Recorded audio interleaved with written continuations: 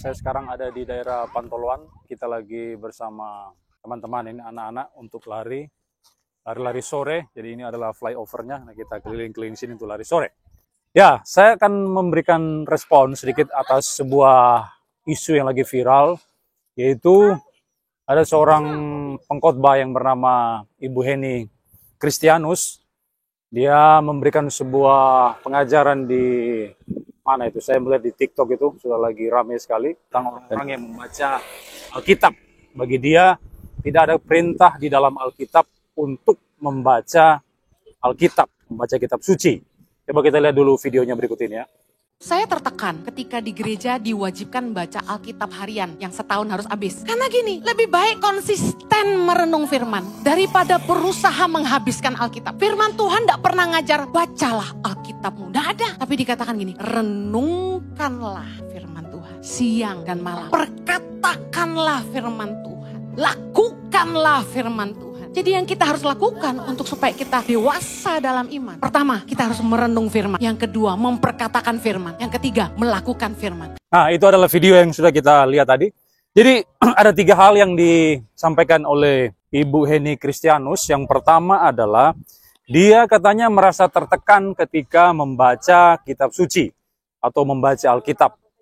Jadi ada sebuah anjuran mungkin di gerejanya atau di mana.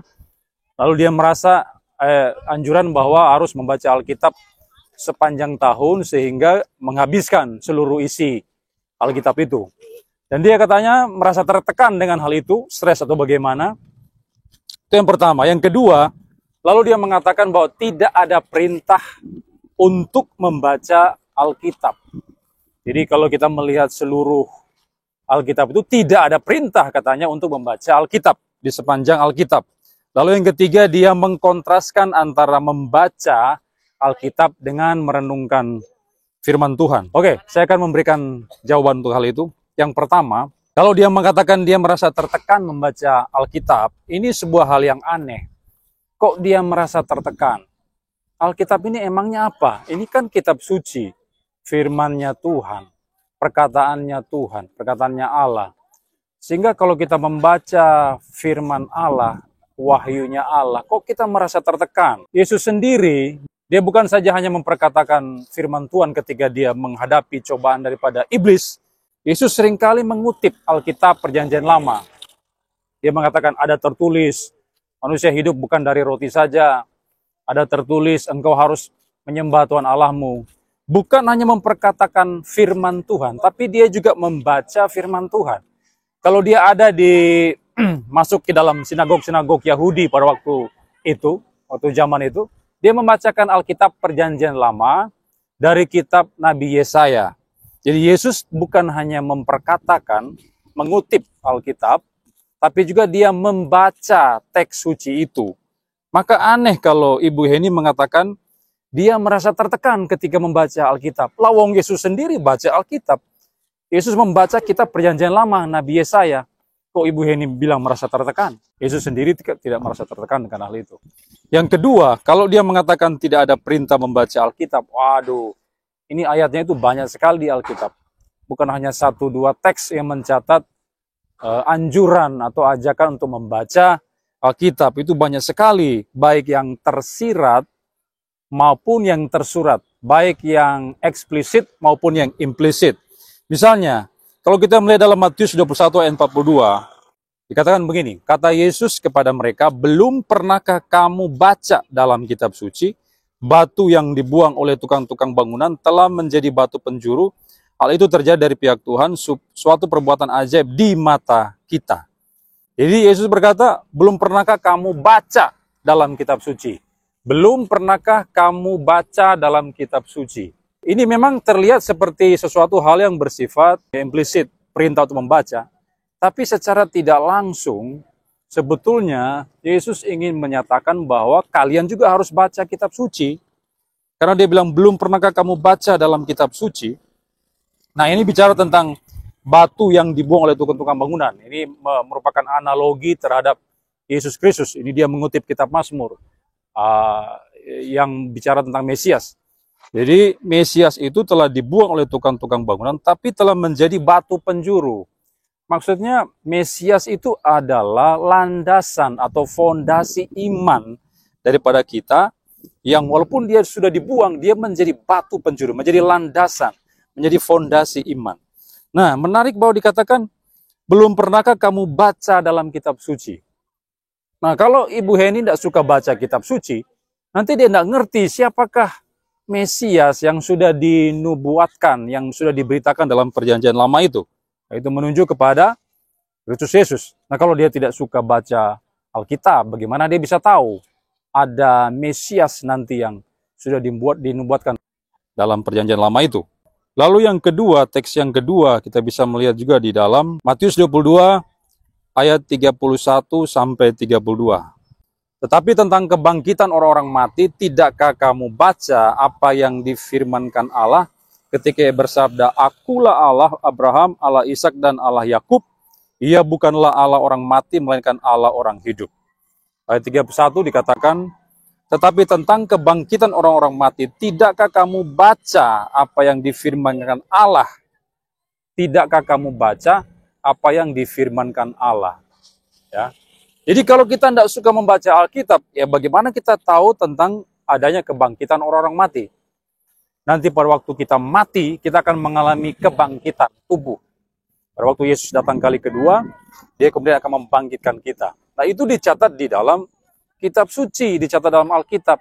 Kalau kita tidak suka baca Alkitab, ya kita tidak ngerti bagaimana kebangkitan tubuh itu, bagaimana kebangkitan orang mati. Kitab suci itu bukan hanya taruh di lemari, kemudian dia menjadi baabu, dan kita biarkan begitu. Tapi itu harus dibaca, harus dibaca. Jadi sekalipun ini perintah yang implisit, tapi secara tidak langsung, Yesus juga ingin menghendaki kita untuk membaca kitab suci, itu membaca Alkitab. Jadi kalau dikatakan tidak ada perintah atau anjuran untuk membaca Alkitab, untuk membaca kitab suci, itu salah. Jadi dia mengatakan sesuatu yang tidak ada di Alkitab. Kenapa? Karena dia tidak suka baca Alkitab. Nah, karena dia tidak suka baca Alkitab, makanya dia bisa membuat sebuah kesimpulan bahwa tidak ada perintah untuk baca Alkitab. Gitu. Jadi dia memberikan kesimpulan yang tidak didukung oleh Alkitab itu sendiri. Maka apa yang dia katakan itu hanyalah omong kosong. Nah, kemudian kalau dia mengkontraskan membaca dengan merenungkan firman Tuhan, ini kan menjadi sesuatu yang lucu. Bagaimana kita bisa merenungkan firman Tuhan kalau kita tidak baca itu firman Tuhan? Bisa enggak? Tidak bisa. Ini kan sesuatu yang aneh sekali juga. Bagaimana kita tahu misalnya pelajaran matematika, 1 tambah 1 sama dengan 2. 1 kali 1 sama dengan 1. 2 bagi 2 sama dengan 1. Bagaimana kita bisa tahu kalau kita tidak baca buku matematika? Nah, jadi kita mesti baca dulu, baru kita bisa memahami. Sama dengan Alkitab juga begitu. Kita tidak bisa merenungkan Alkitab kalau kita tidak baca Alkitab itu sendiri. Apa yang merenungkan? Lawang kita tidak pernah baca. Misalnya kita dari lahir, bukan orang Kristen, kemudian sampai besar, sampai dewasa, umur 20 tahun, tidak pernah baca Alkitab. Ya tidak bisa direnungkan Alkitab, karena tidak pernah dibaca. Jadi, pembacaan kitab suci itu merupakan langkah awal supaya kita bisa merenungkan Alkitab. Merenungkan Alkitab itu bagian yang kedua, tapi bagian yang pertama adalah kamu harus baca Alkitab dulu. Membaca Alkitab baru bisa merenungkan. Jadi tidak boleh dikontraskan kedua hal ini. Seakan-akan satu sama lain itu berdiri sendiri. Tidak bisa seperti itu. Kita harus membuat satu kesatuan yang tidak bisa terpisah. Membaca dan merenungkan itu dua hal yang tidak bisa dipisahkan. Satu kesatuan utuh yang tidak bisa berdiri sendiri-sendiri. Nah, Ibu Heni ini ngawur karena dia memisahkan yang satu dengan yang lainnya. Seakan-akan yang satu itu tidak terkait sama sekali dengan yang lainnya. Ini suatu tindakan yang tidak benar karena keduanya baik membaca teks maupun merenungkan teks, membaca kitab suci maupun merenungkan kitab suci, itu adalah dua hal yang tidak bisa dipisahkan satu sama lain.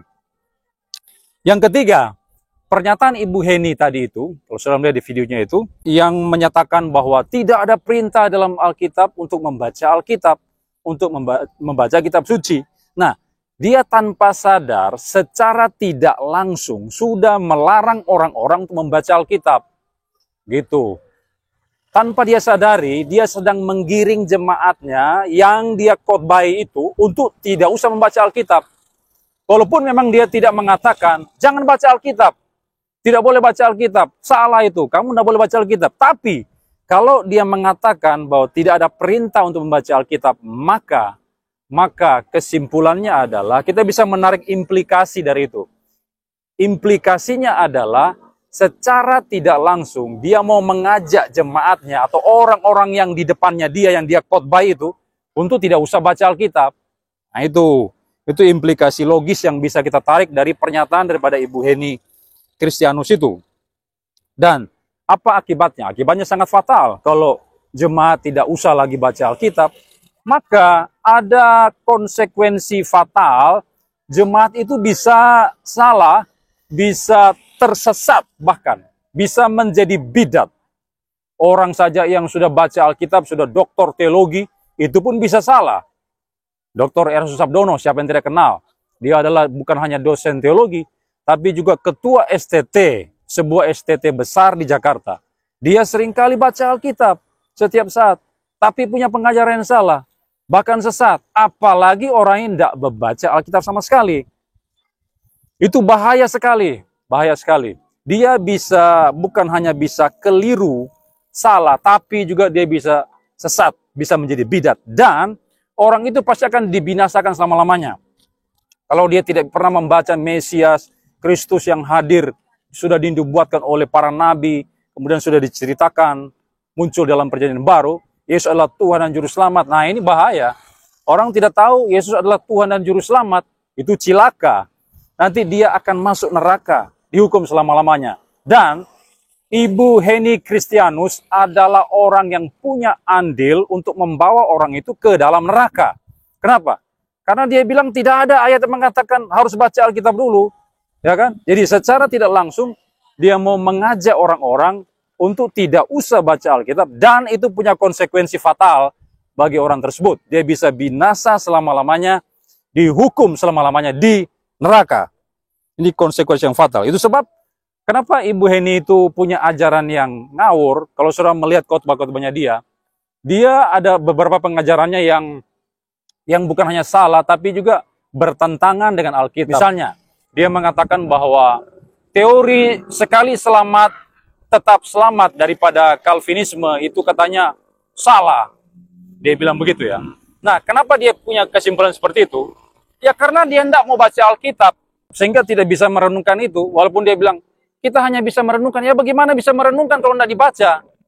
Jadi karena dia tidak suka baca Alkitab, sehingga dia bisa mengklaim Calvinisme itu salah ketika mengajarkan sekali selamat tetap selamat. Nah, perlu Ibu Heni ketahui bahwa konsep keselamatan tidak bisa hilang. Itu bukan hanya dianut oleh para Calvinisme, bukan hanya dianut oleh para Reform, tapi juga kaum Injili menganut hal itu. Bahkan orang-orang lain, mungkin karismatik juga ada yang mengaku itu.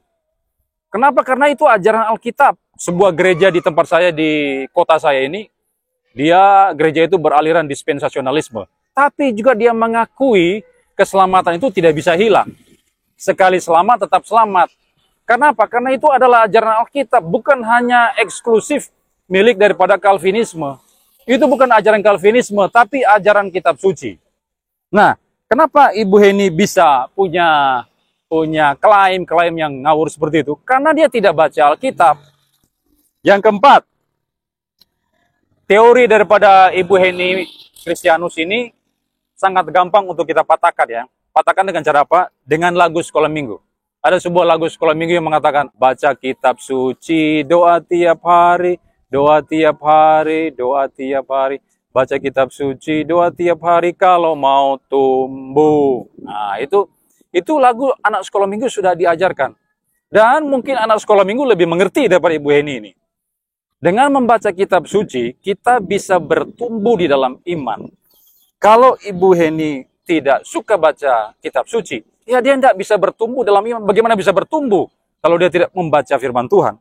Nah, tadi ada beberapa ayat eksplisit dalam Matius yang sudah saya jelaskan tadi. Ada beberapa ayat implisit dari kitab Matius yang sudah saya berikan tadi. Sekarang saya memberikan teks yang eksplisit, yang secara langsung berkaitan dengan apa yang dikatakan Ibu Heni Kristianus itu. Yaitu dalam 1 Timotius 4 ayat 13. Sementara itu sampai aku datang bertekunlah dalam membaca kitab-kitab suci, dalam membangun dan dalam mengajar. Nah, teksnya jelas. Sementara itu sampai aku datang bertekunlah dalam membaca kitab-kitab suci, dalam membangun dan dalam mengajar. Jadi bukan hanya membangun mengajar, tapi bertekun di dalam membaca kitab suci. Bertekunlah, ini sebuah anjuran untuk bertekun membaca kitab suci. Ini adalah salah satu teks yang eksplisit. Jadi sekali lagi, kalau Ibu Heni tidak setuju baca Alkitab karena itu membuat dia tertekan, membuat dia stres, maka dia tidak bisa bertumbuh. Jadi pembacaan kitab suci itu mengakibatkan kita bisa bertumbuh di dalam iman. Itu sebabnya sekali lagi ya, saudara mendengarkan khotbah-khotbah daripada Ibu Heni ini terkadang bukan hanya keliru, salah, bahkan sesat juga seperti saya katakan tadi itu. Jadi karena dia tidak suka baca Alkitab sehingga dia tidak memahami doktrin soteriologi, doktrin keselamatan. Keselamatan itu tidak bisa hilang, itu salah satu doktrin yang diajarkan dalam kitab suci. Dan karena dia tidak suka baca kitab suci, dia tidak ngerti doktrin. Maka yang diajarkan apa? Hal-hal yang bersifat praktis saja. Tentang kebaikan, tentang memberikan persembahan, kamu harus rajin. Pokoknya hal-hal yang bersifat praktis, bukan pada aspek doktrinal. Dia tidak mau menyentuh aspek doktrinal. Kenapa? Karena tidak suka baca Alkitab. Nah, itu. Dia tidak suka baca Alkitab. Lalu ada satu teks lagi, yaitu Wahyu pasal 1 ayat 3, dikatakan begini.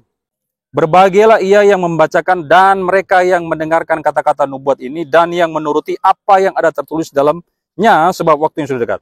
Jadi berbahagialah ia yang membacakan. Jadi orang yang membacakan nubuatan-nubuatan kitab suci dalam kitab suci itu dikatakan sebagai berbahagia.